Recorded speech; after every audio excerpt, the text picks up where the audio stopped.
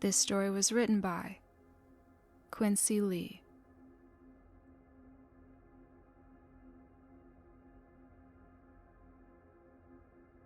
I've always been obsessed with roller coasters. There's just something about the way they defy gravity, defy death, rush you to the very brink, teetering at the edge where anything can go wrong. Yet somehow, everyone returns safe and sound at the end. At least, most of the time. Right? There are some roller coasters that have been famously dangerous, like the Jet Line in Sweden, a popular coaster that ran for decades, but after replacement parts weren't properly tested, one of the coaster's trains derailed, fatally. Or at Six Flags, where a restraint on the Texas Giant coaster came undone, and a woman was flung from the ride to her death. In my town, there's a small Six Flags-style theme park. I won't tell you the name, but you've probably heard of it in the news recently. In any case, it's mostly rides and carnival games, and I've been an operator there for the past few months. But there's one roller coaster that no passengers are allowed to ride. And it's funny, because I see them test running it all the time. One day, I even went and asked a fellow staff member, Markesha, when they were going to open the new coaster. She said, "Never," and I couldn't tell if she was serious or joking. I asked her again, and she said with a shrug, "Boss says the Ultimate has some sort of bug." Anyway, fast forward a couple months and Markesha and I are kind of casually dating. She's nerdy, snarky, and a few years older than I am. We're pretty different, but maybe that's why we get along. One thing that unites us is our passion for roller coasters. The Ultimate still isn't open, and one afternoon, she suggested that maybe we ride it ourselves after the park closes. "Wait, for real?" I exclaimed. "Yeah, I mean, last time everything got safety checked, it passed all the checks. Plus, I saw someone on it yesterday when it was running. There's literally nothing wrong with it. I think it's just superstition the boss won't open it to the public. He's convinced it'll go wrong. Like the last time," he says. The idea of there being some flaw in the Ultimate's design that could be dangerous gave me pause. But Markesha was at least as well versed as I was in all the ways theme park rides can kill you. Anytime there was news of another theme park death, we talk about whether it fit into our top 10. Mechanical failures, obviously, are big on our list, and design failures, like the water slide that decapitated a 10-year-old boy. Then there are human errors. We often argue whether to count fatalities from visitors trespassing in fenced-off areas and then getting whacked by mechanical parts. I don't really count these, since, well, it's kind of like when people play on train tracks. Not to be mean about it, but in those situations, you can't really blame the rides. Anyway, the Ultimate didn't have any mechanical issues or design flaws, so in theory, it should be safe. Like Markesha said, it had recently been tested for any engineering problems and passed with flying colors. It ran smoother than our flagship roller coaster, the Cobra. And neither Markesha nor I had pre-existing health issues. And the design of the Ultimate was nothing extraordinary. It only had one giant loop, and further on, a smaller one. Despite the name, it was actually less intense than the Cobra, our most popular coaster. Probably the coolest thing about it was its design. A jet black roller coaster with sinuous curves like a serpent. So anyway, Markesha and a friend of hers, Carlos, and I all agreed to meet after the park closed and try out the Ultimate. Staff were still cleaning up around the park, but it was deserted of visitors when I went to meet Carlos at the main entrance. I remember Carlos and I walking towards those ominous black loops of the ultimate, and seeing the coaster running as Markesha put it through one more test run. Either another employee or a test dummy was in it as it shot by. It was very fast. Not fastest in the world, but damned if it wasn't the fastest in the park. "Dude, that thing is awesome!" exclaimed Carlos. When we got to the ride's entrance, Markesha told me everything checked out fine and that she and Carlos would go first. I started to object, but she said, "Nah, I get first dibs. I'll run it for you again after." "Let's do this," said Carlos. Like all modern roller coasters, pretty much everything was automated after pushing the button for it to go.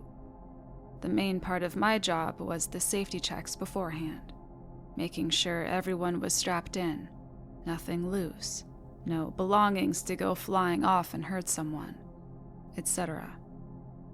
I sighed and performed the requisite safety checks on Markesha and Carlos, tugging their harnesses to make sure they were strapped in. The rest of the train was, of course, empty. Come on, let's go!" hooted Markesha. "Let's do this!" shouted Carlos. I pressed the button and sent them on their way. The coaster began, its 2 passengers shouting and waving, and slowly ascended the incline to the park's most precipitous drop. I watched, trying not to feel envy. I'd get my turn, but I burned with the desire to go first. I watched as that sleek black train climbed to the very top, hung for a moment at the peak, and then dropped like a bullet. Screams from my 2 friends as they plunged, their hands up, waving, laughter on their faces as they flashed by. And then they were looping. I lost sight of them for a moment from the operator area, so I came out from under the roof and looked up. They were heading toward the second loop, but oddly, there was another passenger, somewhere at the back of the train car. But I could have sworn it was empty when they boarded the ride. As they spiraled into the second loop, I waited for renewed screams and laughter. But the roller coaster looped silently, winding on this hypnotic track, and then taking the big slow circle around back to the start. Not a sound from it. The click-clack of the train's arrival, and then the hiss of brakes. At the front, I could see Markesha and Carlos slumped in their seats. No one else in the train with them, and no movement from either of them. I didn't immediately go to unbuckle them. I was too much in shock, because why weren't they moving? Were they both unconscious? Had they hit their heads, been jostled too hard? But the ride looked so smooth. Suddenly, another infamous roller coaster came to mind, one that had been designed but never constructed. Markesha and I used to debate about whether it would be fantastic or terrifying to ride. The euthanasia coaster. The idea is that 24 riders board and pass through 7 loops, and when the ride comes to a stop, they're all dead. The roller coaster's loops become tighter and tighter, the G-forces inducing prolonged cerebral hypoxia, insufficient oxygen to the brain. If you were a rider on it, you'd pass out and be dead before coming to the ride's end. To me, the concept is horrible, but Markesha always said it would be a terrific way to die. I still didn't have the courage to approach her or Carlos. There was another staff member walking by outside the ride, pushing a drinks cart. I screamed for help. She came up and went to the roller coaster and swore, and then got on the phone. Emergency services arrived and unstrapped Markesha and Carlos. The next day, the park opened as normal. The incident didn't even make the news until much later, since there was no traumatized crowds or blood to clean up.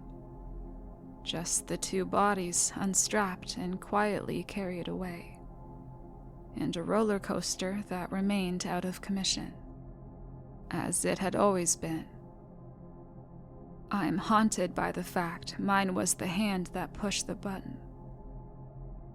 But the ultimate was examined, and all test runs with dummies proved safe. There's no explanation. The ride remains closed due to the bug that Markesha mentioned to me back before she decided we should try to ride it. The bug had become kind of an urban myth among the staff here. They test the coaster again every once in a while, running it without anybody on it. They never put anybody on it. But I learned later that the bug isn't a design flaw, per se. What the boss calls the bug is actually a passenger, a rider that can always be seen in one of the seats near the back, even when the coaster runs with no one on it. A passenger who always appears after the first loop. At least, it used to be a single passenger. Now, there's 3.